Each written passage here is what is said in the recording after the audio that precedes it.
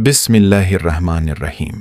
दुनिया में मोमिनों को अक्सर ये कहा जाता है, तुम गलत हो, तुम पीछे रह गए हो, तुम ज़माने के साथ नहीं चल रहे, तुम खुदामत पसंद हो, तुम तरक्की के रास्ते में रुकावट हो। दुनिया बार बार सवाल करती है, तुम बदल क्यों नहीं जाते, तुम दूसरों जैसे क्यों नहीं हो जाते। गोया दुनिया के नज़दीक कामयाबी का मियार यही है कि इंसान ज़माने के रंग में रंग जाए। लेकिन कुरान हमें बताता है कि असल फैसला दुनिया में नहीं बल्कि आखिरत में होगा। वो दिन आएगा जब अल्लाह ताली खुद जन्नत वालों के बारे में ऐलान फरमाएगा, सलामुन कौलन मिन रब्बिन रहीम, यानी तुम पर सलामती हो तुम्हारे रब मेहरबान की तरफ से। ये सलाम दरअसल कामयाबी का ऐलान है। अब न कोई खौफ होगा, न कोई खतरा, न कोई गम। ये मुकम्मल अमन और हमेशा के सुकून का पैगाम है।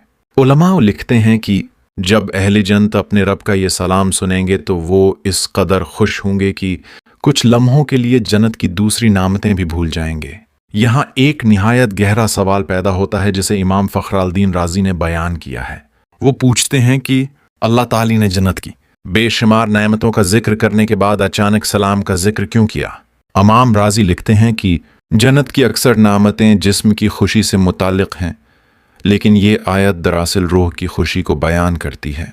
जब अल्लाह बंदे को सलाम कहता है तो गोया ये ऐलान होता है कि अल्लाह तुमसे राज़ी हो गया है, और हकीकत ये है कि अल्लाह की रज़ा जन्नत की तमाम नामतों से बढ़कर है।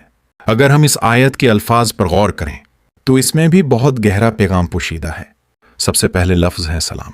अल्लाह ताली ने यहाँ आम अंदाज में अस्सलाम अलैकुम नहीं फरमाया, बल्कि सिर्फ सलाम फरमाया, यानी ऐसा अजीम और कामिल सलाम जिसकी अजमत को अल्फाज पूरी तरह बयान नहीं कर सकते। उसके बाद लफ्ज़ आया कौलन।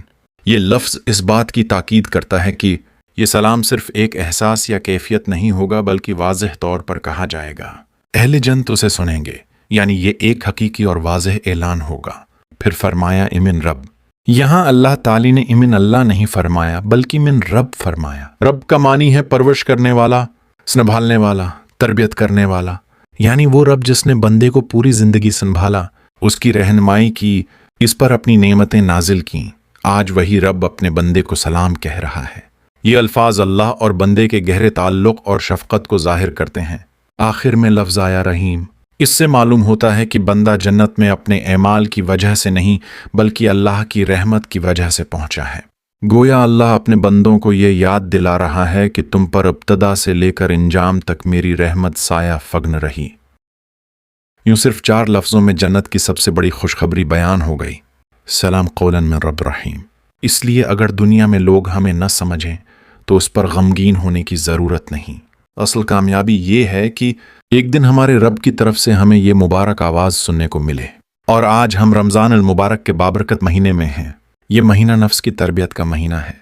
ये वो वक्त है जब इंसान अपने नफ्स को काबू में रखता है, सब्र सीखता है और अपने रब के ज़्यादा करीब हो जाता है। रोज़ा, कुरान और इबादत दरअसल इंसान को इसी अजीम कामयाबी के लिए तैयार करते हैं जिसका इनाम जन्नत है। दुआ है अल्लाह हमें उन खुश नसीब लोगों में शामिल फरमाए जिन्हें जन्नत में अपने रब का ये मुबारक सलाम नसीब हो। आमीन। सलामुन कौलन मिन रब्बिन रहीम।